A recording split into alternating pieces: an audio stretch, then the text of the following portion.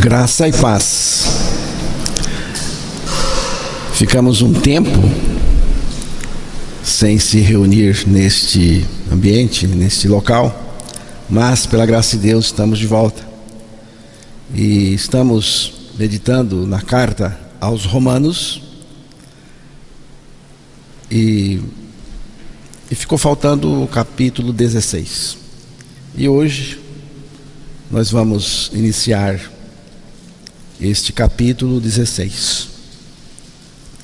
E que o Senhor revele a sua palavra aos nossos corações. Que o Espírito Santo fale a palavra de Deus aos nossos corações. Para entendermos melhor esta sessão de Romanos 16, é importante reconhecer o caráter pessoal e comunitário que este capítulo demonstra. Após uma rica exposição teológica ao longo da carta, Paulo encerra com saudações e advertências, mostrando que a fé cristã não é apenas doutrina, mas também relacionamento.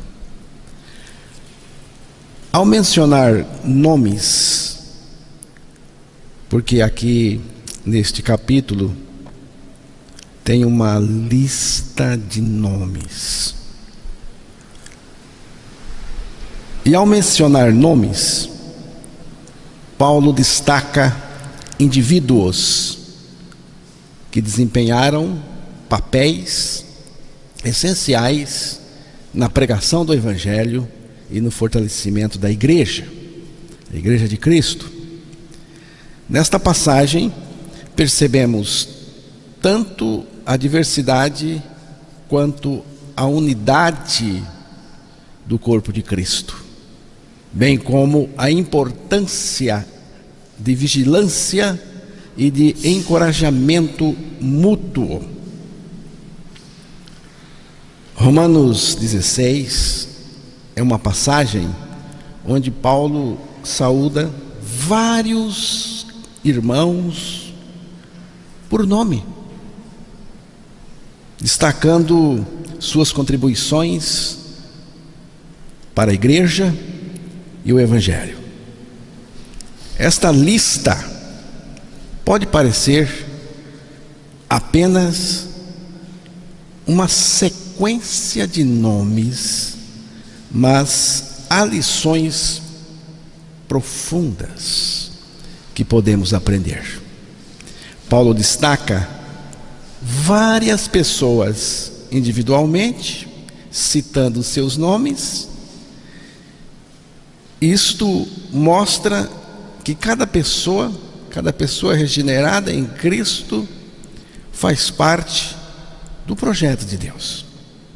Então, se você é uma pessoa regenerada em Cristo, você faz parte do projeto de Deus, você não está de fora.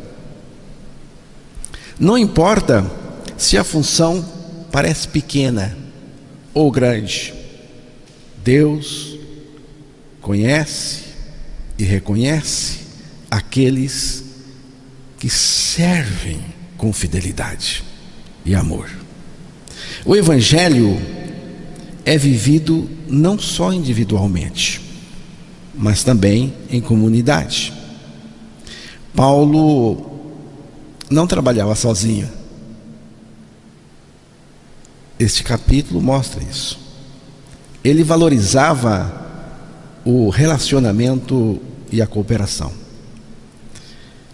Isso nos ensina que o trabalho no reino de Deus é colaborativo. Vocês estão entendendo? É colaborativo.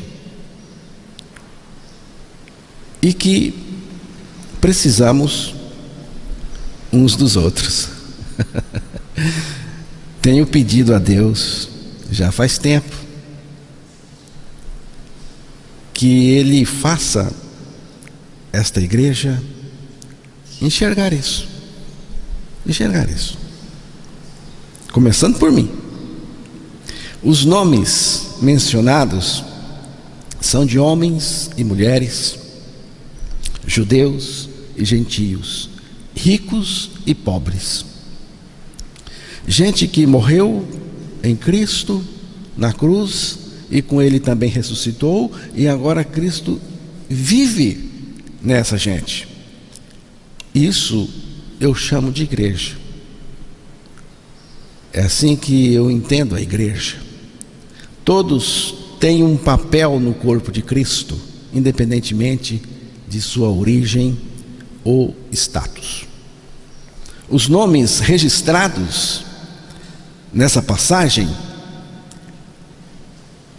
ecoaram por séculos, lembrando-nos de que o serviço a Deus pode deixar um impacto duradouro. Você pode deixar um impacto para as gerações futuras desta cidade, desta igreja.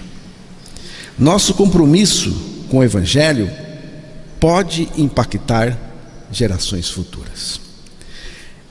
Essa lista nos ensina a valorizar o outro, a reconhecer a importância de cada pessoa e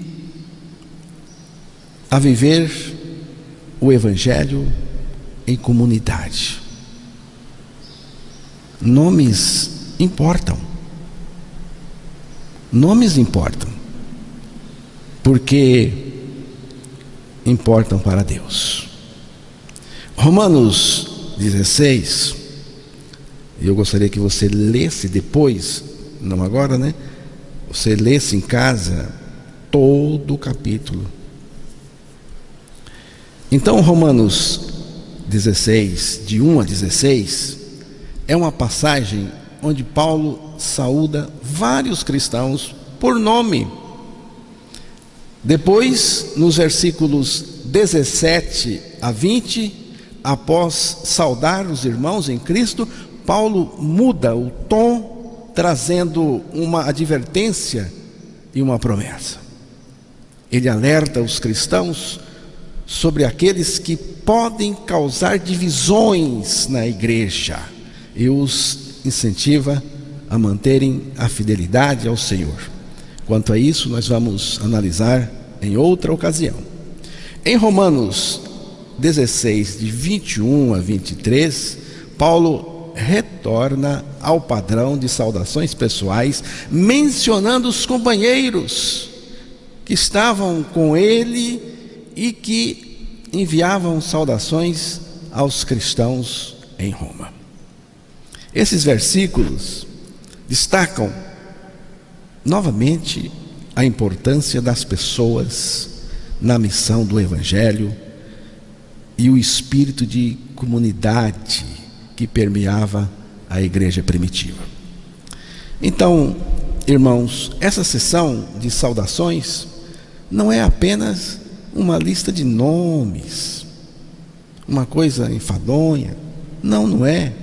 É um testemunho de como Deus trabalha por meio de uma comunidade de pessoas dedicadas a Ele. Seja através de hospitalidade,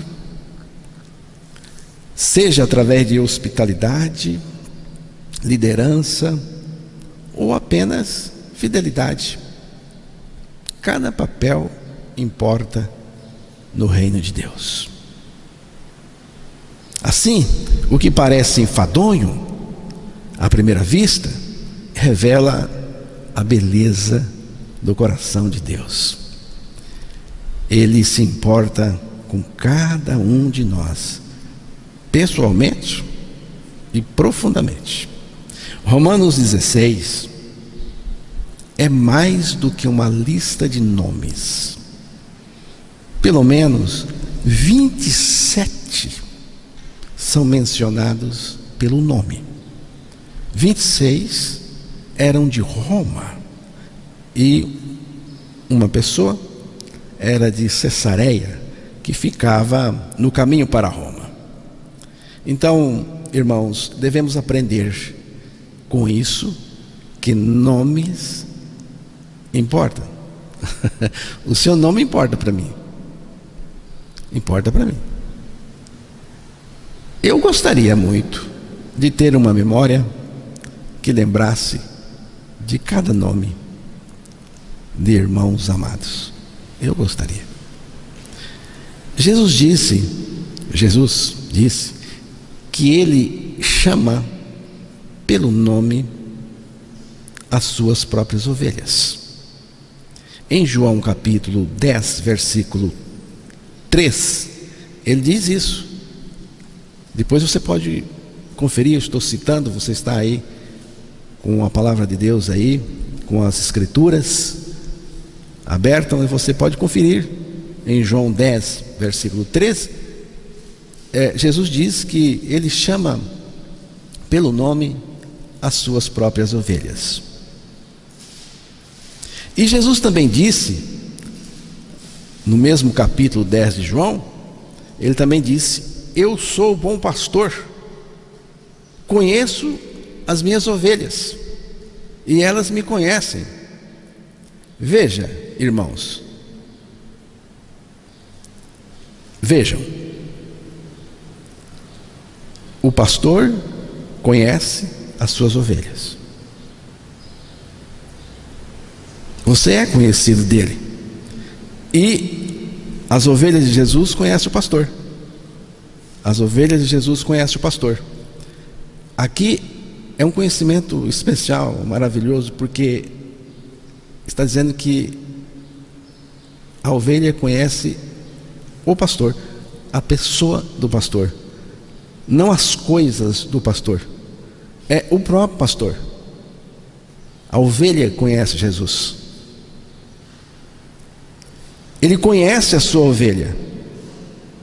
Desde quando Jesus conhece a sua ovelha? Para mim, Ele conhece a sua ovelha. Para mim, Ele conhece a sua ovelha desde a eternidade. Ele me conhece primeiro, depois eu o conheço. Eu só posso conhecer o Senhor se Ele me conhece primeiro. Antigamente, né?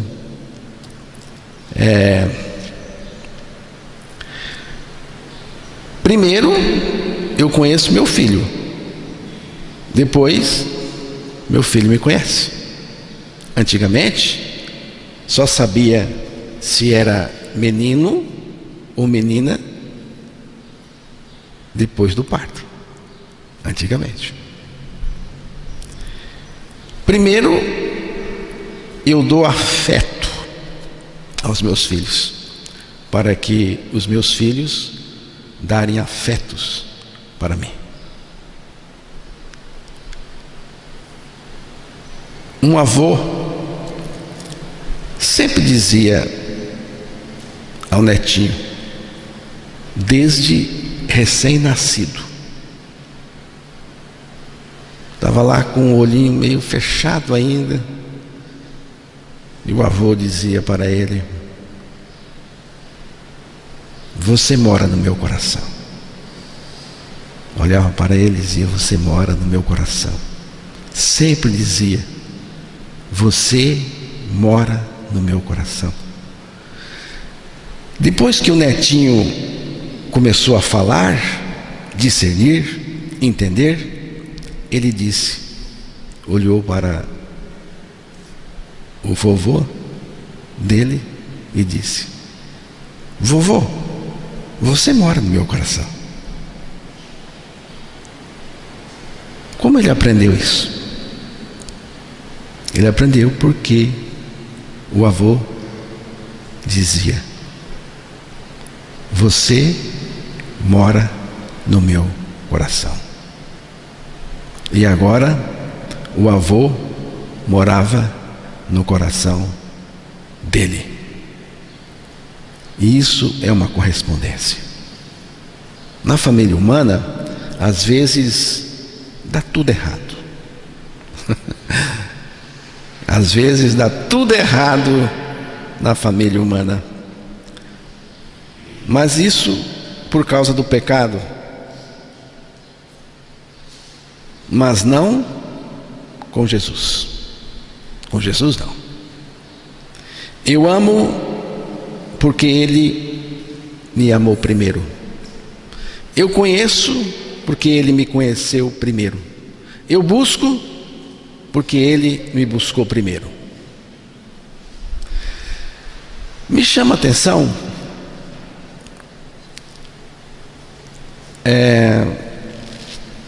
Priscila e Áquila, que Paulo chamou de meus cooperadores.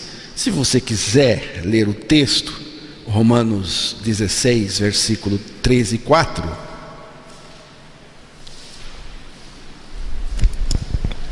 Saudai Priscila e Áquila, meus cooperadores em Cristo Jesus. Um pouquinho mais.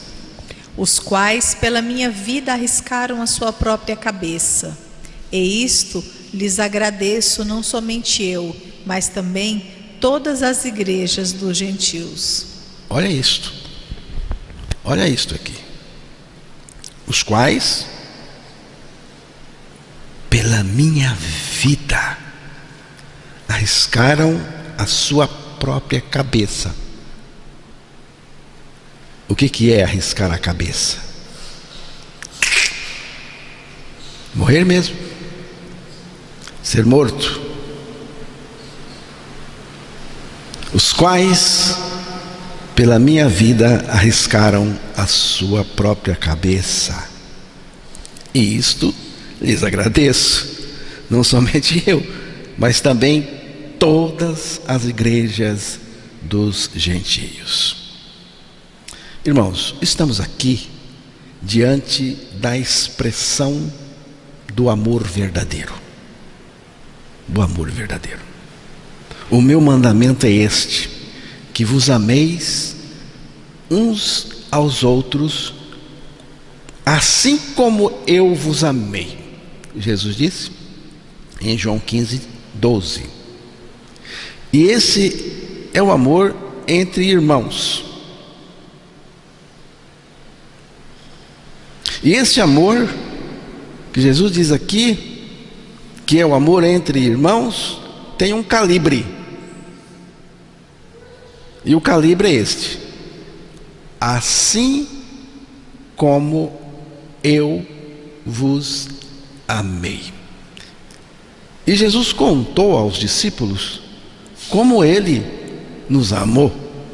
Ninguém tem maior amor do que este, de dar a alguém a própria vida em favor dos seus amigos. João 15, 13.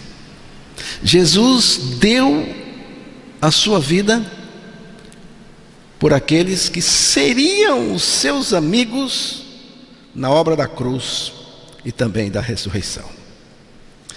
Esses amigos são aqueles que morreram com Cristo na cruz e também com Ele ressuscitaram em vida nova. Então, irmãos, esse é o tipo de amor que Ele estabeleceu entre nós. E é o que vemos no caso de Priscila e Áquila, que estavam dispostos a dar a vida por Paulo. Amor que está disposto a morrer pelo outro, se for necessário. Pessoas que estão dispostas a morrer umas pelas outras, não brigam, nem ficam indispostas, umas contra as outras. Aqueles que estão dispostos a morrer uns pelos outros não vão ficar competindo para saber quem é o maior, o mais importante, o mais competente. Outra coisa que eu quero que você observe, em Romanos 16, é que essas pessoas mencionadas em Romanos 16 estão distribuídas em várias igrejas em Roma.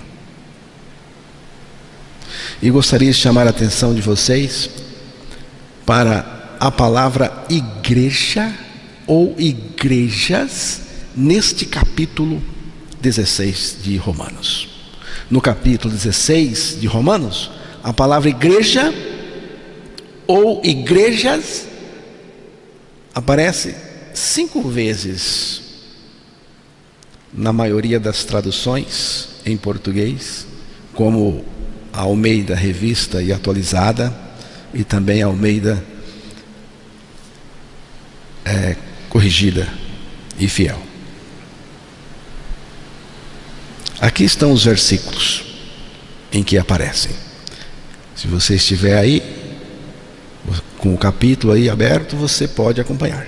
Versículo 1: recomendo-vos a nossa irmã Febe, que está servindo a igreja em Cesaré.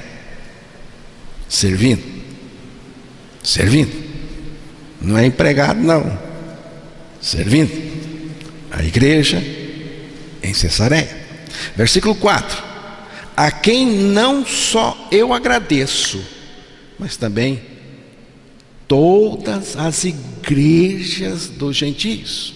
Versículo 5: saudai igualmente a igreja que se reúne na casa deles.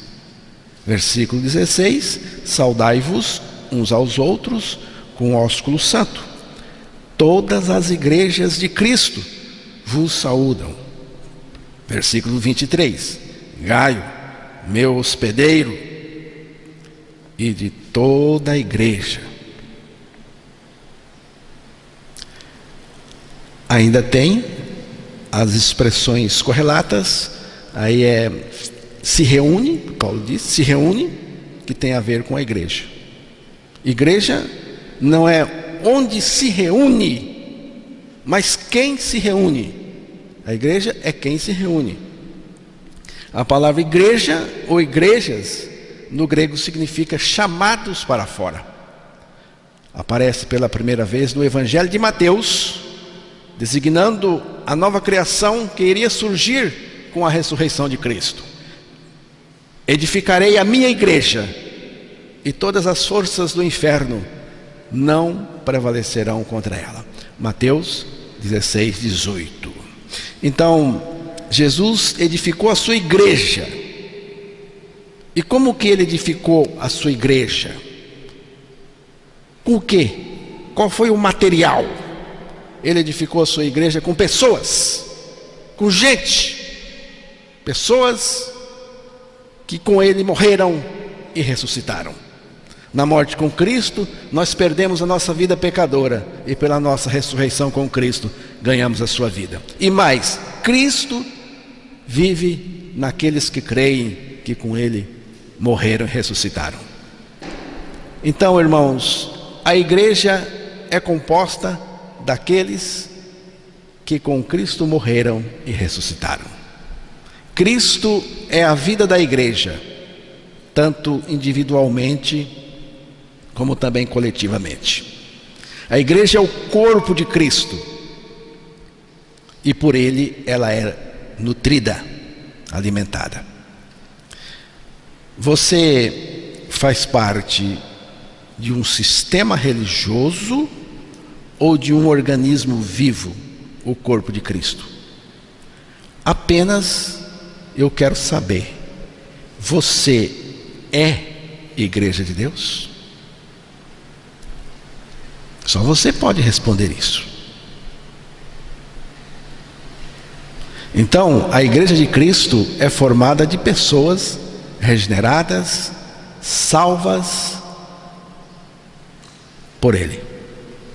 A igreja de Cristo está localizada em Deus, o Pai, e no Senhor Jesus Cristo. Estamos em Cristo. Estamos em Cristo. A coisa nova do Novo Testamento é esta expressão? Em Cristo. Em Cristo. Em Cristo é onde Deus faz tudo, realiza tudo. Em Cristo significa identificado com Ele desde a cruz até ao assentar nas regiões celestiais em Cristo. Então significa que estamos crucificados, ressuscitados em Cristo, e Ele vive em nós a sua vida justa e santa. A igreja de Cristo está identificada com Ele mesmo. A igreja de Cristo são pessoas regeneradas que se reúnem debaixo da palavra de Deus, da palavra de Cristo, em qualquer lugar, em qualquer lugar. Primeiro, para promover o reino de Deus. E promover o reino de Deus nelas próprias e no mundo. Então, acerca da igreja, Jesus disse: minha. É dele. Portanto, quem defende a igreja é Jesus mesmo. É o dono. E quando Cristo não quer defender a igreja, Ele não defende, é porque Ele quer que a igreja vá para o martírio. Aí vai. A igreja de Cristo. No capítulo 16 de Romanos, que estamos analisando, além da palavra igreja, tem também esta expressão que tem tudo a ver com a igreja, que é a expressão em Cristo. E a expressão em Cristo aparece 4 vezes na maioria das traduções em português, como a Almeida Revista Atualizada. E aqui estão os versículos onde ocorre a expressão. Acompanhe. Versículo 3: saudai Priscila e Áquila, meus cooperadores. Aqui está a coisa nova, em Cristo Jesus. Versículo 7: saudai Andrônico, Júnias, meus parentes e companheiros de prisão. E aqui está um milagre, né? Porque é parente e irmão em Cristo. Não tem confusão, porque no meio de parente costuma ter confusão. Mas aqui é parente regenerado, companheiros de prisão, os quais são notáveis entre os apóstolos e que estavam em Cristo antes de mim. Em Cristo. Versículo 9: saudai Urbano, nosso cooperador em Cristo. Em Cristo. E também meu amado Estaques. Versículo 10: saudai Apeles, aprovado em Cristo. E tem também a expressão no Senhor, que é uma expressão equivalente. No Senhor aparece 5 vezes na maioria aí das traduções em português. Os versículos onde ocorre a expressão no Senhor são os versículos, anote aí, versículo 2, 8, 11 e 12. No versículo 12 ocorre 2 vezes. Então, em Cristo, essa preposição em Cristo está mostrando exatamente a nossa profunda união com Cristo.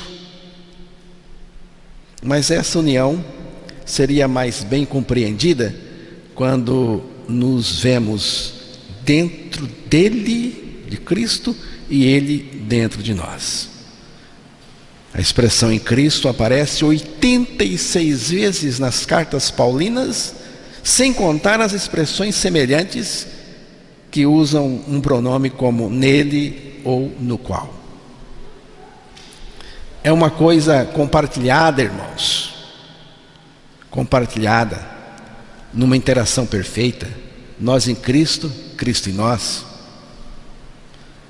Eu só estou em Cristo porque Ele me colocou nele. Você conhece o texto?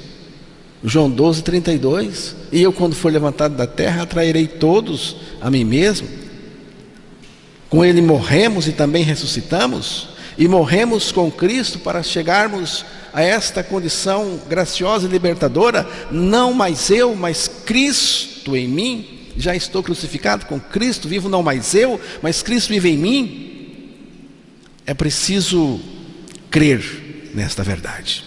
Irmãos, quando estamos em Cristo, tudo que está em Cristo se tornou nosso em Cristo. Quando estamos em Cristo, recebemos tudo que Cristo fez e cumpriu por nós. Quando estamos em Cristo, recebemos tudo o que Cristo é. E Romanos 16:10, o texto que eu já citei, é interessante, porque aqui diz: saudai Apéles, aprovado em Cristo. 2 Timóteo 2,15. Procura-te apresentar-te a Deus aprovado, como obreiro que não tem de que se envergonhar, que maneja bem a palavra da verdade. Procure apresentar-se a Deus aprovado, como obreiro que não tem de que se envergonhar, que maneja bem a palavra da verdade. Esta é uma recomendação e tanto. Podemos nos apresentar diante dos homens, ganhar a aprovação deles, contudo, reprovados por Deus. Podemos ser aprovados pela sociedade, mas reprovados por Deus. É fundamental saber se você é aprovado por Deus em Cristo, porque eu só posso ser aprovado em Cristo. Alguém já disse que acreditava ser um aprovado por Deus, porque Deus o havia usado para fazer determinadas coisas. Mas, irmãos, ser usado por Deus para fazer certas coisas não significa aprovado por Deus. Deus usa os aprovados, mas nem sempre aprova os usados.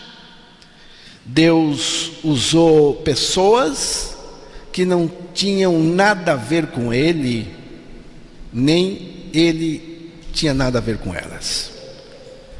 Ele usou o rei Ciro, chamando-o de meu pastor. Vou citar o texto aqui, Isaías 44, versículo 28, depois 45, versículo 1. Ele usou o rei Nabucodonosor, Daniel capítulo 1, versículo de 1 a 2. Ele usou o próprio Satanás. Jó capítulo 1, versículo 11 e 12. Lucas capítulo 22, versículos 21 e 32.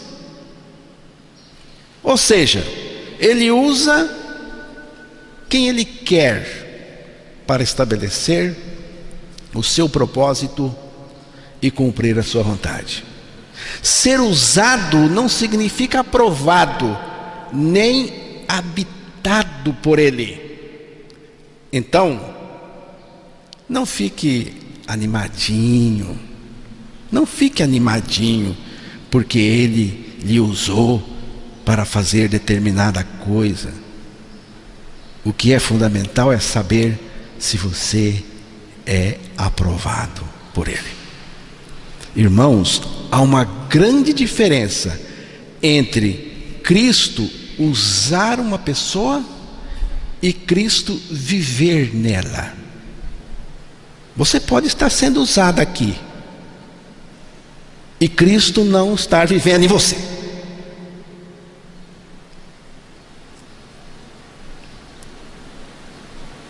Então, quem são os aprovados de Deus? São aqueles que nasceram de novo por meio da nossa morte e ressurreição em Cristo, e Cristo vive neles. Saudai a Apéles, aprovado em Cristo. Romanos 16, 10. Você pode substituir o nome Apéles pelo seu e acrescentar aprovado em Cristo, caso creia. Caso creia. Vamos ficar por aqui. Depois a gente volta nesse capítulo.